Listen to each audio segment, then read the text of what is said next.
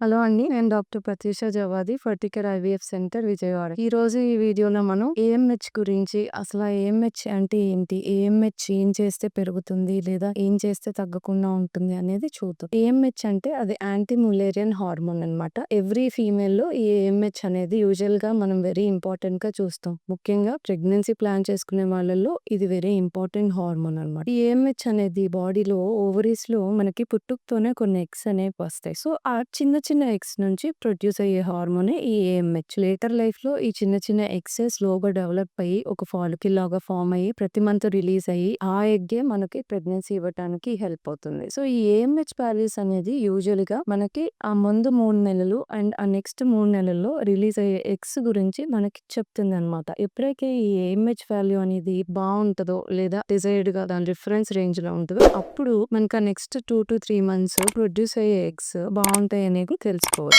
ఎప్పుడైతే ఈ AMH values అనేది తక్కువ ఉంటాయో మనకి హెల్తీగా ప్రెగ్నెన్సీ రావటానికి కానీ లేదా ప్రెగ్నెన్సీ రావటంలో ఏదైనా ఇబ్బంది అవ్వటానికి ఈ వాల్యూస్‌ని మనం యూజువల్‌గా తీసుకొని కన్సిడర్ చేసి అప్పుడు నెక్స్ట్ ట్రీట్మెంట్ అనేది ప్లాన్ చేసుకుంటా ఉంటాం. ఈ ఏఎంహెచ్ ఇంకా వేటికి ఇంపార్టెంట్ లేదా ఈ ఏఎంహెచ్ ఏం చేస్తే పెరుగుతుందని చాలా మంది అడుగుతారు. ఏఎంహెచ్ అనేది మనకి న్యాచురల్‌గా బాడీలో మనకి పుట్టుకతో వచ్చిన ఎగ్స్ నుంచి వచ్చే హార్మోన్ కాబట్టి అది పెంచడానికి కొత్తగా ఏమీ ఉండవు. బట్ ఇది మెయింటైన్ చేయటానికి కానీ లేకపోతే తక్కువ ఏఎంహెచ్ లేదా డిక్రీజింగ్ ట్రెండ్‌లో ఉంది మన ఏఎంహెచ్ అనుకున్నప్పుడు దాన్ని మెయింటైన్ చేయటానికి మాత్రం కొన్ని మెడికేషన్స్ యూజ్‌ఫుల్ అవుతాయి. అండ్ మన లైఫ్ స్టైల్ చేంజెస్ అనేది చాలా ఇంపార్టెంట్. ఏమి చేయటం వల్ల ఈ ఏఎంహెచ్ తగ్గుతుంది? ఈ మధ్య కాలంలో ఫీమేల్స్‌లో 25 ఇయర్స్ లోనే ఏఎంహెచ్ తగ్గిపోవటం 0.1, 0.2 రావటం ఇలా చూస్తున్నాం. ఎందువల్ల ఈ ఏఎంహెచ్ తగ్గుతుందనేది మనం తెలుసుకోవాలి. ఫస్ట్ ఇంపార్టెంట్ వచ్చేసరికి డైట్. హెల్తీ డైట్ తీసుకోవటం వల్ల అంటే ఆకుకూరలు ఎక్కువ తినటం, బెర్రీస్ ఎక్కువ తినటం, దీంతో పాటు డ్రై ఫ్రూట్స్, నట్స్ ఎక్కువ తినటం. ఇలా కనుక చేసినట్లయితే మీ డైట్‌లో అన్నీ సమంగా ఉండేలా చూసుకున్నట్లయితే మనకి అది ఎగ్ క్వాలిటీ మెయింటైన్ అవ్వటానికి చాలా యూజ్‌ఫుల్. దీంతో పాటు మనం తీసుకునే వాటర్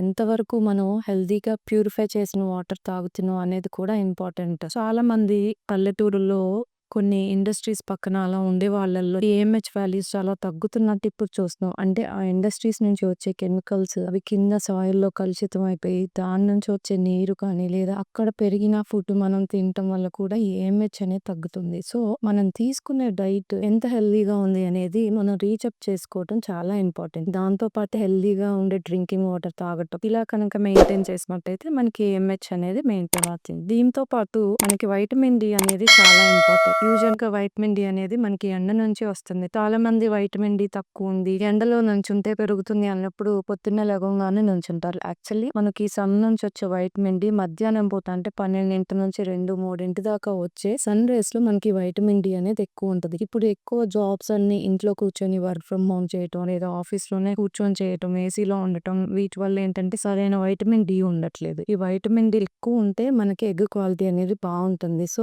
మధ్యాహ్నం పూట ఒక 10-15 మినిట్స్ ఎండలో నించోవటం గానీ లేదా మనం సన్‌కి ఎక్స్‌పోజ్ అవ్వటం వల్ల ఏఎంహెచ్ వాల్యూ అనేది మనకి హెల్తీగా ఉండే ఛాన్స్ ఉంటుంది. దీంతో పాటు ఇప్పుడు ఎక్కువ ఈ జనరేషన్‌లో మనం అబ్జర్వ్ చేస్తుంది ఏంటంటే స్ట్రెస్ ఫ్యాక్టర్స్. రకరకాల స్ట్రెస్ ఫ్యాక్టర్స్ వర్క్ వల్ల అవ్వచ్చు, పర్సనల్ స్ట్రెస్ ఉండొచ్చు లేదా మెంటల్ స్ట్రెస్ వీటన్నిటి వల్ల ఈ ఎగ్ క్వాలిటీ అనేది చాలా ఎఫెక్ట్ అవుతుంది. అంటే క్వాలిటీ ఆఫ్ ఎగ్ తగ్గిపోవటం, వచ్చే ప్రెగ్నెన్సీస్ ఎక్కువ అబార్షన్స్ అవ్వటం లేదా అసలు ప్రెగ్నెన్సీ రావటానికే చాలా ఇబ్బంది కలగటం ఇలాంటివి చూస్తున్నాం.